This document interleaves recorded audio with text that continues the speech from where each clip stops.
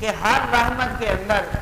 زحمت بننے کا احتمال موجود ہوتا ہے۔ مثال کے طور پر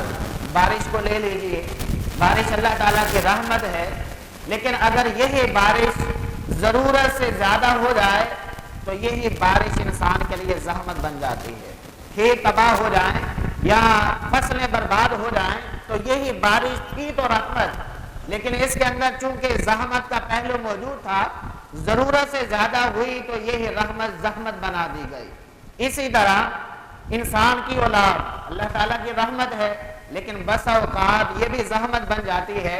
جب اولاد نافرمانیوں پہ اتر آئے، والدین کے ساتھ بدتمیزی کرنے لگ جائے اور شریعت کی ساری حدیں توڑنا شروع ہو جائے تو یہی اولاد پھر انسان کے لیے زحمت بن جاتی ہے۔ اسی طرح رزق، یہ بھی اللہ تعالیٰ کی رحمت ہے۔ اگر انسان کو ضرورت سے زیادہ رزق مل جائے اور وہ اس رزق کو حرام پر استعمال کرتا رہے، حرام کاموں کے اندر ملوث ہو جائے تو یہی رزق انسان کے لیے زحمت بن جاتا ہے۔ یعنی جتنی بھی رحمتیں اللہ رب العالمین نے اس کائنات میں نازل فرمائی، ہر رحمت کے ساتھ زحمت کا پہلو موجود تھا،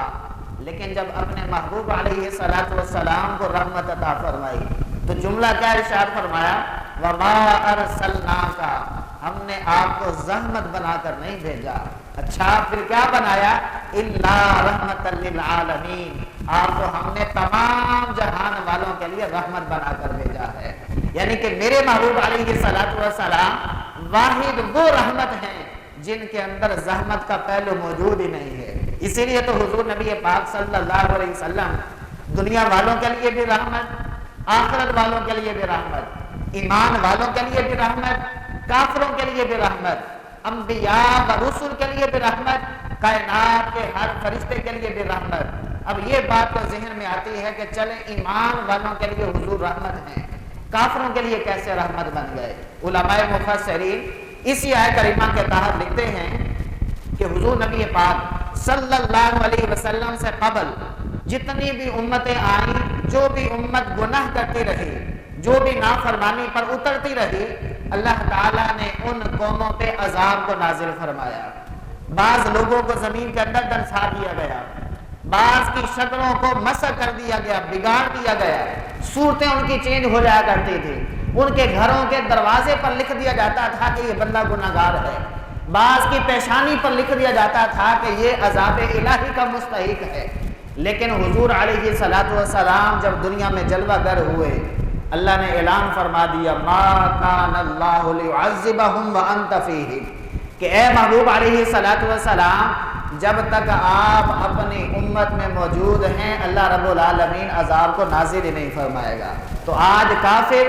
دنیاوی عذاب سے محفوظ ہیں، وہ دنیاوی عذاب سے جو بچے ہوئے ہیں، یہ میرے محبوب علیہ السلام کی رحمت کا صدقہ ہے۔ آج گناہوں کی وجہ سے شکلیں نہیں بگاڑی جا رہی، حالانکہ جو اعمال پہلے والی امتیں کرتی رہی گناہوں کی صورت میں، آج بھی لوگ وہی کر رہے ہیں۔ اس وقت اگر ناپ تول میں کمی تھی، اللہ کا عذاب نازل ہوا، آج بھی وہی عمل کیا جا رہا ہے۔ یعنی کہ جتنے گناہ پہلے کیے جا رہے تھے، گناہوں کی صورت اس سے بسا اوقات زیادہ شدت بھی اختیار کر جاتی ہے، لیکن اللہ رب العالمین نے ان قوموں کو ہلاک کر دیا، فرشتوں کو بھیجا، پوری بستیاں الٹا دی گئی، لیکن میرے محبوب علیہ السلام کی امت پر اللہ رب العالمین نے کرم یہ کیا کہ محبوب علیہ السلام کے صدقے سے، آپ کی رحمت کے صدقے سے آج کفار بھی دنیاوی عذاب سے بچے ہوئے ہیں۔ آخرت کے اندر تو میرے محبوب علیہ السلام صرف ایمان والوں کے لیے رحمت ہیں، کیونکہ آخرت کا پہلو الگ پہلو ہے، وہاں کفار کے لیے میرے محبوب علیہ السلام رحمت نہیں ہیں۔ اور اعلیٰ حضرت علی رحمہ اسی آیت کریمہ کے تحت آپ فرماتے ہیں کہ میرے محبوب علیہ السلام کی رحمت ازل سے لے کر ابد تک ہے۔ کیوں کہ اللہ رب العالمین کی ربوبیت 18,000 عالموں کے لیے ہے، پوری کائنات کے لیے ہے۔ کائنات کے جس بھی گوشے کے اندر رب کی ربوبیت ہے، وہاں میرے مصطفیٰ کریم صلی اللہ علیہ وسلم کی رحمت بھی موجود ہے۔ اور اللہ رب العالمین حدیث قدسی ہے، ارشاد فرماتا ہے رحمت واسعت کل شیء، کہ اللہ رب العالمین کی جو رحمت ہے وہ ہر شے سے بڑی ہے۔ اللہ تعالیٰ کی رحمتوں کا اگر ذکر کیا جائے تو بندے کے پاس الفاظ نہیں ہیں، لیکن علماء لکھتے ہیں کہ اگر اللہ تعالیٰ کی اس رحمت کو دیکھنا ہو، اس رحمت کے بارے میں سننا ہو، اس رحمت کے بارے میں پڑھنا ہو، تو وہ صرف میرے مصطفیٰ کریم صلی اللہ علیہ وسلم کی ذات کریمہ ہے، کیونکہ آپ کو اللہ رب العالمین نے سارے جہان والوں کے لیے رحمت بنا کر بھیجا۔ تو محبوب علیہ السلام اللہ تعالیٰ کی رحمت خاص ہیں جو اللہ رب العالمین نے اس کائنات والوں کو عطا فرمائی۔ اور آقا کریم علیہ السلام آپ کی رحمت، آپ کی رسالت، آپ کی نبوت کا انتظار کئی یہودی بھی کرتے رہے، کیونکہ وہ تورات بھی پڑھا کرتے تھے، بعض نے انجیل کو بھی پڑھا، زبور کو بھی پڑھا، اور حضور علیہ السلام کی نبوت کے بارے میں اللہ رب العالمین نے نبیوں سے بھی عہد لیا، اور اس نبوت کا انتظار بڑے بڑے لوگوں نے کیا۔ انبیاء کرام علیہ السلام بھی کرتے رہے اور بڑے بڑے راہب بھی کرتے رہے۔ ان راہبوں میں سر فہرست نسورہ راہب کا نام بھی ملتا ہے، اسی طرح بحیرہ راہب کا نام بھی ملتا ہے، اور تاریخ کی کتابوں میں لکھا ہے کہ بحیرہ راہب یہ ملک شام اور مکہ کے درمیان اس نے اپنا گھر بنا لیا، چونکہ اس کو پتا تھا کہ حضور نبی پاک صلی اللہ علیہ وسلم کا گزر اسی راستے سے ہوگا۔ حضور علیہ السلام تجارت کی غرض سے ضرور ملک شام جائیں گے، وہ کتابوں کے اندر پڑھ چکا تھا۔ پھر وہ وقت بھی آیا کہ آقا کریم علیہ السلام نے اپنا سب سے پہلا سفر تجارت جو فرمایا وہ 13 سال کی عمر میں فرمایا۔ آقا کریم علیہ السلام کفار کے بڑے بڑے سردار کے ساتھ ہیں، آقا کریم علیہ السلام نے سفر تجارت فرمایا، تو راستے کے اندر چونکہ بحیرہ راہب کا گھر موجود تھا، اس کی عادت تھی کہ وہ سارا دن چھت پہ بیٹھا رہتا تھا اور انتظار کرتا رہتا تھا کہ میں آخری نبی صلی اللہ علیہ وسلم کی زیارت کر لوں، اور سارا دن انتظار میں رہتا۔ ایک دن ایسا ہوا کہ شام سے پہلے دوپہر کوئی چھت سے نیچے آ گیا۔ لوگوں نے کہا کہ خیریت تو ہے، آج جلدی نیچے آ گئے۔ کہنے لگا کہ جن کے آنے کا انتظار تھا وہ تشریف لا رہے ہیں۔ میرے آقا کریم علیہ السلام نے ابھی چونکہ اعلان نبوت بھی نہیں فرمایا، آقا کریم علیہ السلام جس قافلے میں شامل تھے، بحیرہ راہب نے سارے قافلے کی کھانے کی دعوت رکھ دی اور کہا کہ یہاں سے تم آگے نہیں جاؤ گے جب تک میری دعوت تم تناول نہیں کر کے جاتے۔ چنانچہ وہ سارے افراد ایک درخت کے سائے میں بیٹھ گئے۔ بحیرہ راہب آیا، اس نے آ کر سارے چہروں کو دیکھا تو کہنے لگا کہ لگتا ہے تمہارے اندر کوئی شخص کم ہے، وہ موجود نہیں ہے۔ انہوں نے کہا کہ ہم سارے اکٹھے آئے ہیں تجارت کی غرض سے، اور ابھی بھی تقریباً ہم سب مکمل ہیں۔ ایک شخص بولا نہیں، ایک نوجوان، ایک لڑکا ہے جس کو ہم نے اپنے سامان کی رکھوالی کے لیے بٹھایا ہوا ہے۔ اس بحیرہ راہب نے کہا کہ عجیب بات ہے، یہ کیسی بارات ہے جو دولہے کو پیچھے چھوڑ آئی ہے، اس کو لے کر آؤ۔ چنانچہ وہ شخص گیا، جا کر حضور نبی پاک صلی اللہ علیہ وسلم کو لایا، تو آقا کریم علیہ السلام چونکہ وہ سارے افراد تو درخت کی چھاؤں میں بیٹھے تھے، آقا کریم علیہ السلام درخت کی دوسری جانب جہاں دھوپ تھی وہاں تشریف فرما ہوئے، تو درخت نے پلٹ کر سارا سایہ حضور علیہ السلام کی ذات پہ کر دیا۔ اب یہ بحیرہ راہب حضور نبی پاک صلی اللہ علیہ وسلم کا ہاتھ پکڑ کر کہتا ہے، ھذا سید المرسلین، ھذا سید العالمین، ھذا رحمت للعالمین، کہ اے مکہ والو تمہیں مبارک ہو، اللہ نے اپنا آخری محبوب تمہارے شہر میں پیدا فرما دیا ہے۔ اور اس بحیرہ راہب نے بھی کہا کہ حضور نبی پاک صلی اللہ علیہ وسلم ساری کائنات کے لیے رحمت بن کر آئے ہیں، حالانکہ اس وقت قرآن کی آیت نازل نہیں ہوئی تھی، وَمَا أَرْسَلْنَاكَ إِلَّا رَحْمَةً لِلْعَالَمِينَ، لیکن چونکہ وہ پہلی کتابوں کا مطالعہ کر چکا تھا اور میرے محبوب علیہ السلام کا ذکر سابقہ کتب کے اندر موجود ہے، اس لیے اس نے کہا کہ اے مکہ والو، اللہ تعالیٰ نے اس کو نبوت سے نوازیا ہے، رسالت سے نوازیا ہے، اور رب العالمین نے اپنی رحمت ان کو قرار دیا ہے۔ ان کی قدر کرنا، ان پر ایمان لانا، تو پتہ چلا کہ یہودیوں کو بھی اس بات کا علم تھا، پہلی کتابوں کے اندر بھی اس بات کا ذکر تھا کہ حضور نبی پاک صلی اللہ علیہ وسلم ساری کائنات کے لیے رحمت بنا کر بھیجے گئے۔ اب میرے محبوب علیہ السلام کا جب ذکر رحمت کیا جاتا ہے تو علماء مفسرین اس بات کو ذکر کرتے ہیں کہ حضور نبی پاک صلی اللہ علیہ وسلم جمادات کے لیے بھی رحمت ہیں، آپ نباتات کے لیے بھی رحمت ہیں، آپ جنات کے لیے بھی رحمت ہیں، آپ ساری کائنات کے ہر انسان کے لیے بھی رحمت ہیں، اب سارے انبیاء کے لیے بھی رحمت ہیں، سارے رسولوں کے لیے بھی رحمت ہیں۔ پھر ہر ایک کی مثال بھی علماء نے بیان فرمائی، اور آقا کریم علیہ السلام کے بارے میں بعض محدثین نے یہ بھی لکھا کہ آپ عالم دنیا میں رہتے ہوئے عالم برزخ والوں کے لیے رحمت تھے، اور میرے محبوب علیہ السلام نے رحمت فرمائی بھی، اس کی مثالیں بھی علماء نے ذکر فرمائی۔ لیکن علماء نے اس بات کو بھی نقل کیا کہ اب حضور علیہ السلام عالم برزخ میں ہیں، اپنی قبر منور کے اندر موجود ہیں، آپ عالم برزخ والوں کے لیے بھی رحمت ہیں، عالم دنیا والوں کے لیے بھی رحمت ہیں۔ اور اعلیٰ حضرت کیا لکھتے ہیں؟ آپ فرماتے ہیں کہ میرے محبوب علیہ السلام عالم ارواح کے لیے بھی رحمت ہیں، اور عالم دنیا کے لیے بھی رحمت ہیں، عالم برزخ کے لیے بھی رحمت ہیں، عالم قیامت کے لیے بھی رحمت ہیں، عالم میدان حشر کے لیے بھی رحمت ہیں، اور عالم جنت کے لیے بھی رحمت ہیں۔ جس کو جو کچھ مل رہا ہے اس کائنات کے اندر، وہ میرے محبوب علیہ السلام کے صدقے سے مل رہا ہے۔ کائنات کے کسی بھی گوشے کے اندر، کائنات کے کسی بھی کونے کے اندر، کائنات کے کسی بھی ذرے کے اندر اگر کسی کو نعمت مل رہی ہے تو وہ رسول اللہ صلی اللہ علیہ وسلم کے صدقے سے مل رہی ہے۔ اسی لیے تو اعلیٰ حضرت لکھتے ہیں، فرماتے ہیں لا ورب العرش، جس کو جو ملا ان سے ملا،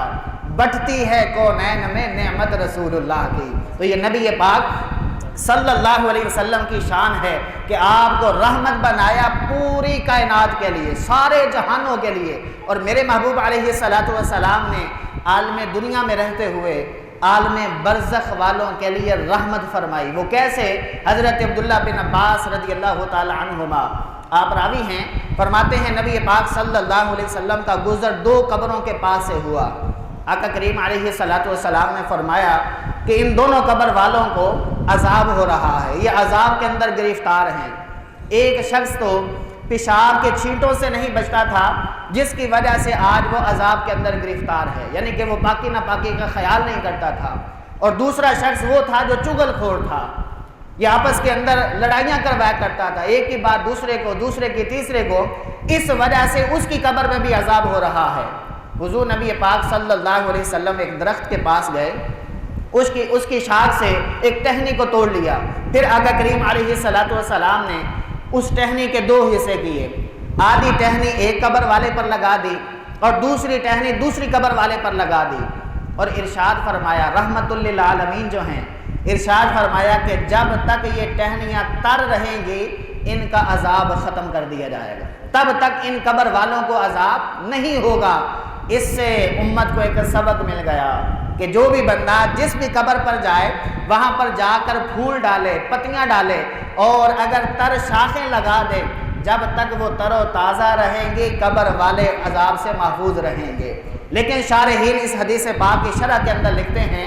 کہ حضور نبی پاک صلی اللہ علیہ وسلم چونکہ پوری کائنات کے لیے رحمت بن کر آئے، اور حضور علیہ السلام کی یہ عادت کریمہ ہے اور آپ کی یہ شان کریمی ہے، جب آپ کچھ عطا فرما دیتے ہیں تو پھر واپس نہیں لیتے، یہ آپ کی شان ہے۔ آقا کریم علیہ السلام نے اگرچہ یہ فرمایا تھا کہ یہ ٹہنیاں جب تک تر رہیں گی تب تک عذاب نہیں ہوگا، یعنی کہ ایک دفعہ عذاب ختم ہو گیا۔ شارحین لکھتے ہیں بعد میں وہ ٹہنیاں خشک بھی ہو گئیں، لیکن قیامت تک کے لیے قبروں سے عذاب کو ختم کر دیا، کیونکہ میرے محبوب علیہ السلام ایک دفعہ جو چیز عطا فرما دیں پھر واپس نہیں لیتے۔ اسی لیے تو اللہ رب العالمین نے فرمایا وَمَا أَرْسَلْنَاكَ إِلَّا رَحْمَةً لِّلْعَالَمِينَ، میرے محبوب علیہ السلام پوری کائنات کے لیے رحمت بنا کر بھیجے گئے۔ اسی طرح علماء نے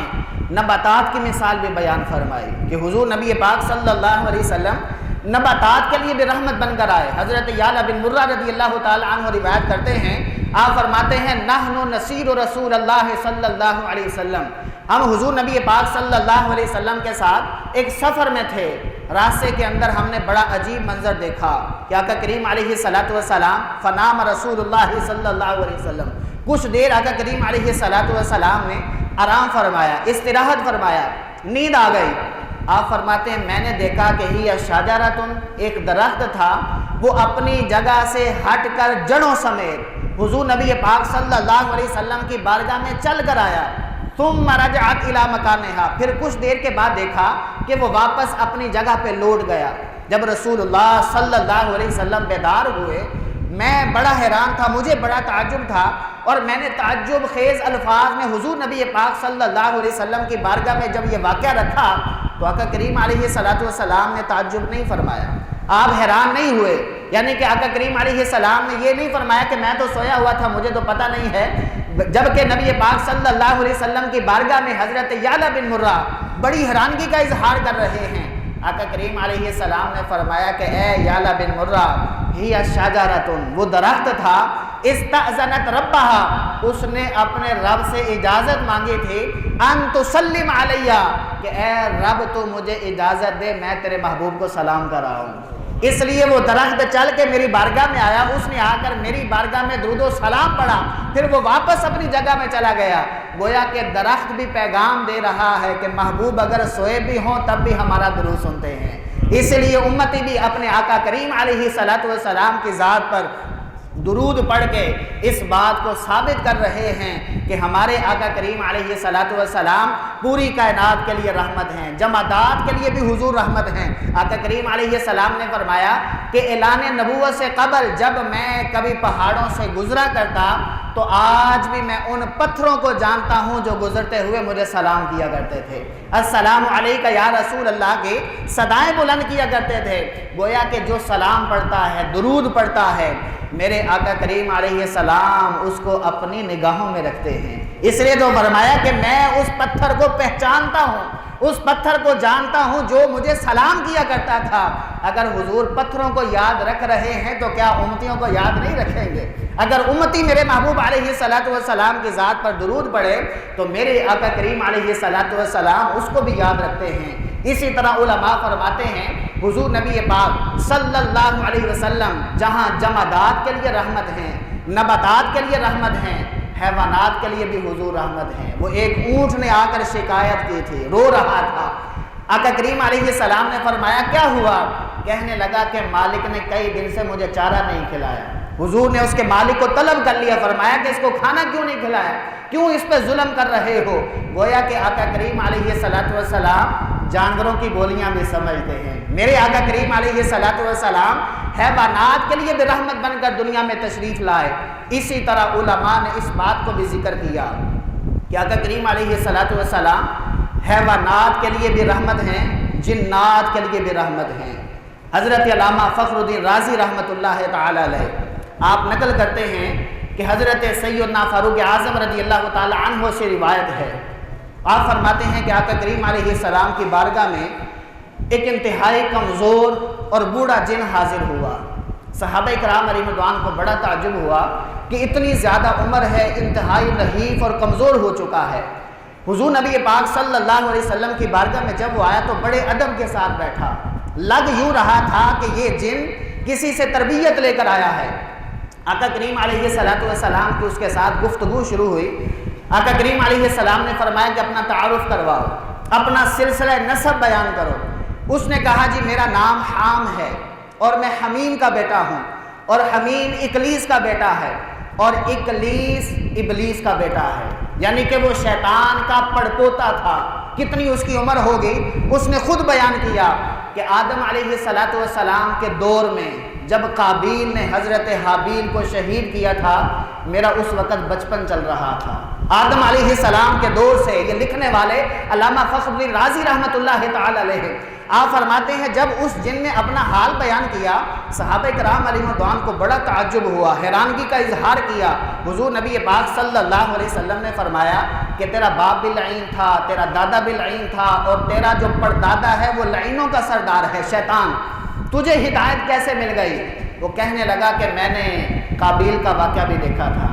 حضرت حابیل کی شان کو بھی دیکھا تھا، حضرت شیس علیہ السلام کا ذکر بھی میں نے پڑھا ہے۔ پھر جب حضرت ابراہیم علیہ السلام بیت اللہ شریف کی بنیادوں کو اٹھا رہے تھے، میں آپ کی بارگاہ میں حاضر ہوا، میں نے کہا کہ اے ابراہیم علیہ السلام، آپ اللہ کے خلیل ہیں، آپ مجھے کلمہ پڑھا کے مسلمان بنا دیجئے۔ حضرت ابراہیم علیہ السلام نے مجھے کلمہ پڑھایا، میں اس وقت سے مسلمان ہوں، اور کئی انبیاء کا میں صحابی ہوں، اور کئی کتابیں مجھے زبانی بھی یاد ہیں۔ وہی جن کہنے لگا جس کا نام حضرت حام ہو گیا، وہ کہنے لگا کہ میں حضرت موسیٰ علیہ السلام کی بارگاہ میں حاضر ہوا، میں نے تورات بھی سیکھی، تورات پڑھتا رہا، پھر حضرت داؤد علیہ السلام کی بارگاہ میں حاضر ہوا، زبور کا علم بھی میں نے سیکھا، میں حضرت عیسیٰ علیہ السلام کی بارگاہ میں بھی گیا، میں نے جا کر انجیل کا علم بھی سیکھا۔